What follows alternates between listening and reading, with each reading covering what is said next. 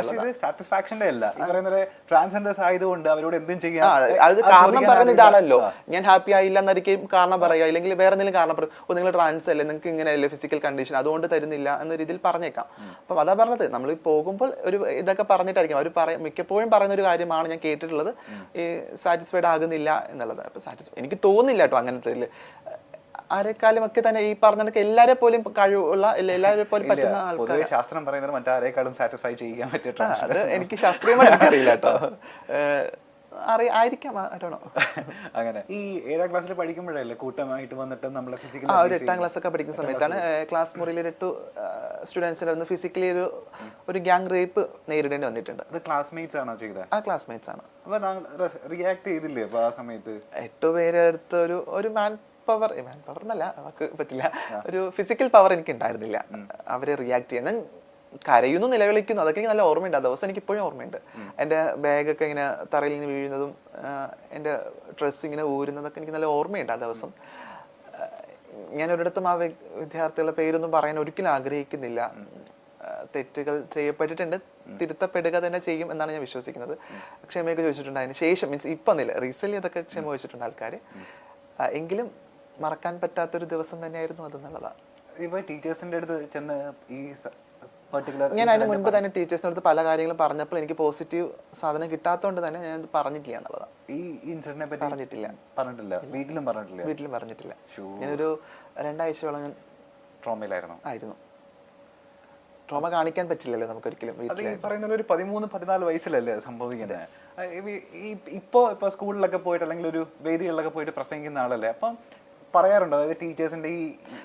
നിരന്തരം പറയാറുണ്ട് ഞാൻ ടീച്ചേഴ്സിന്. കാരണം നമുക്ക് ക്ലാസ് മുറിക്കകത്ത് ഭയങ്കര നാളത്തെ സൊസൈറ്റി ഉണ്ടാക്കാൻ പറ്റുന്നുള്ളത് വലിയ സത്യമാണ്. അപ്പോൾ ക്ലാസ് മുറിയിൽ ഇരിക്കുന്ന കുട്ടികളടുത്ത് പറഞ്ഞ് പഠിപ്പിക്കേണ്ടത് അധ്യാപകരാണ്. നമ്മൾ അധ്യാപകർക്ക് ഇത്തരം വിഷയങ്ങളെ പറ്റി ധാരണ ഇല്ല എന്നുള്ളതാണ് വേറൊരു സങ്കടം.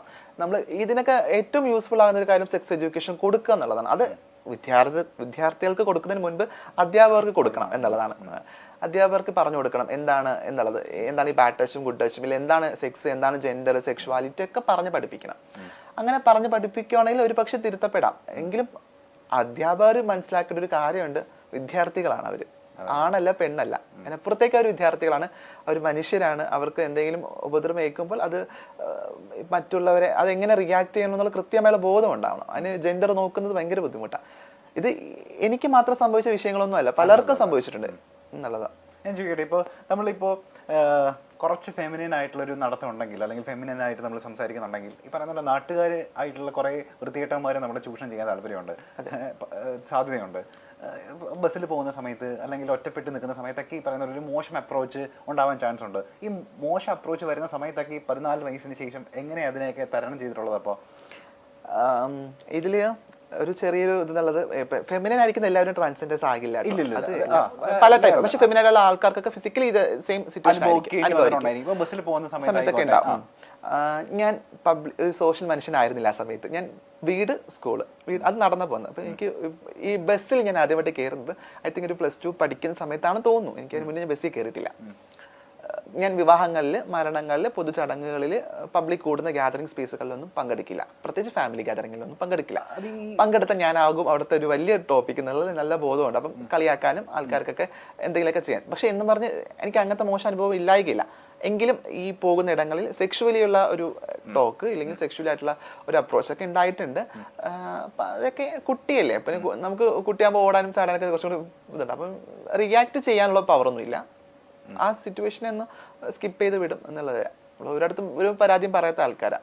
പറയാനുള്ള ധൈര്യം ഇല്ല, പറയാൻ പറ്റാറില്ല. എനിക്ക് എപ്പോഴും ഓർമ്മയുണ്ട്, ഞാൻ +2 അങ്ങനെ പഠിക്കുമ്പോൾ ഞാൻ എൻ്റെ ഫ്രണ്ട്സിൻ്റെ അന്ന് അങ്ങനെ നിർബന്ധിക്കപ്പെട്ടൊരു ദിവസം, ഫ്രണ്ട്സിനോട് ഇങ്ങനെ പുറത്ത് പോകണം എന്ന് ഇങ്ങനെ ഫ്രണ്ട്സൊക്കെ നിർബന്ധിച്ചൊരു ദിവസം ആണ് തോന്നുന്നു.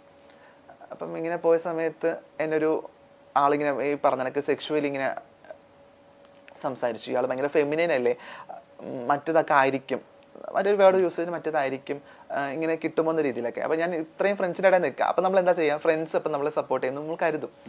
അവിടെ അതല്ല സംഭവിച്ചത് എന്നുള്ളതാണ്. ആ ഫ്രണ്ട്സ് തിരിച്ച് അതെ, അതൊരു ഇങ്ങനെയൊക്കെ ഉണ്ടാകുക എന്നുള്ളത് നമ്മൾ സ്വയം നമ്മൾ ചിന്തിക്കുമ്പോൾ നമുക്ക് ഒട്ടും പറ്റില്ല അങ്ങനത്തെ സിറ്റുവേഷനൊക്കെ എങ്ങനെ ടോളറേറ്റ് ചെയ്യുന്നുള്ളത്. അതൊക്കെ ടോളറേറ്റ് ചെയ്യേണ്ടി വന്നു എന്നുള്ളതാണ്. ഈ നേരവും കടന്നു പോകും എന്നുള്ളതായിരുന്നു. ഈ ട്രാൻസ്ജെൻഡർ ആവാൻ പോയതിനു ശേഷമുള്ള ഒരു ജീവിതം ഉണ്ടല്ലോ, അതായത് ഈ മമ്മിയുടെ കൂടെയാണ് അപ്പൊ താമസിച്ചതൊക്കെ, സർവൈവ് ചെയ്തതൊക്കെ അവിടെ നിന്നിട്ട് തന്നെയാണ്. അപ്പൊ എത്ര കാലം അവരുടെ കൂടെ താമസിച്ചു? ഞാനൊരു 1.5 years അവരുടെ കൂടെ ആയിരുന്നു. എനിക്ക് പിന്നെ ഒരു ലിവിംഗ് ടു ദ റിലേഷൻ ഉണ്ടായിരുന്നു, ഒരു പാർട്ട്ണർ ഉണ്ടായിരുന്നു. ഒരു പാർട്ട്ണറോടൊപ്പം ഒരു 2-2.5 വർഷം ജീവിച്ചു. നിലവിൽ ഐ എം സിംഗിൾ. ഞാൻ ഒറ്റയ്ക്ക് ഇൻഡിപെൻഡന്റ് ആയിട്ട് ജീവിക്കുന്നു. ഇപ്പം എനിക്കൊരു ഫാമിലിയൊക്കെ ഉണ്ട്, ചൂസിങ് ഫാമിലിയൊക്കെ ഉണ്ട്. എനിക്കിപ്പോൾ ഞാനൊരു ഫ്രണ്ട് സർക്കിളിനകത്ത് ജീവിക്കും, ഭയങ്കര കംഫർട്ടബിളാ. ഈ ഫ്രണ്ട് സർക്കിളിന്റെ കാര്യം പറയുമ്പോഴേ എപ്പോഴൊക്കെ കണ്ടിട്ടുണ്ട് അപ്പോഴൊക്കെ നമ്മളുടെ കൂടെ ഒരാളുണ്ടായിരിക്കും. ശ്രുതി സിത്താര കേട്ടപ്പോ ഇത്രയും സൗഹൃദം വരുന്നത്?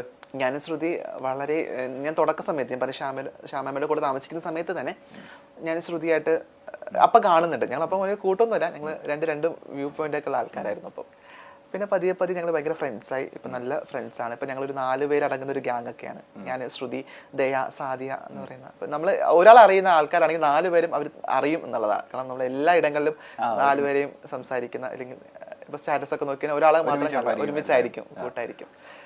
അങ്ങനെ 2023 ഭയങ്കര കിടിലം വർഷമാവട്ടെ. അതിന് മുൻപായിട്ട് ഞാൻ ഇനി കുറച്ച് ആൾക്കാരുടെ പേര് പറയാൻ പോവാണ്. എനിക്ക് തോന്നുന്നു സമീപകാലങ്ങളിൽ ചിലപ്പോൾ അവരായിട്ട് അസോസിയേറ്റ് ചെയ്യാൻ ചിലപ്പോൾ ഭാഗ്യം ഉണ്ടാവുമായിരിക്കും. ഈ പേര് പറയുന്ന സമയത്ത് അവരെ പറ്റിയിട്ടുള്ള താങ്കളുടെ അഭിപ്രായം എന്താന്ന് അറിയാൻ താല്പര്യമുണ്ട് എനിക്ക്. പേര് പറയട്ടെ. ജേർണലിസം പഠിച്ചുകൊണ്ട് തന്നെ എല്ലാ ദിവസവും ഈ പറഞ്ഞ ന്യൂസൊക്കെ കാണാനും പത്രം വായിക്കാനൊക്കെ സമയം കണ്ടെത്താറുണ്ടല്ലോ? കുഴപ്പമില്ല, ഫോൺ ഭയങ്കര യൂസ് ആണ് അതിലൊക്കെ. ഓക്കെ. ന്യൂസ് വായിക്കുന്ന അല്ലെങ്കിൽ ഫോൺ ഉപയോഗിക്കുന്ന ന്യൂസ് ഹാൻഡിലൊക്കെ ഡെയിലി പറയുന്ന പോലെ ചുമ്മാ ഒന്ന് കണ്ണോടിക്കുന്ന ആളാണെന്നുണ്ടെങ്കിൽ ഇവരുടെയൊക്കെ പേര് എന്തായാലും അറിഞ്ഞിരിക്കണം. അപ്പോൾ ഇവരെ പറ്റി ഈ പറയുന്ന പോലെ അഭിപ്രായം ഒന്ന് പറഞ്ഞാൽ മതി. ഓക്കെ.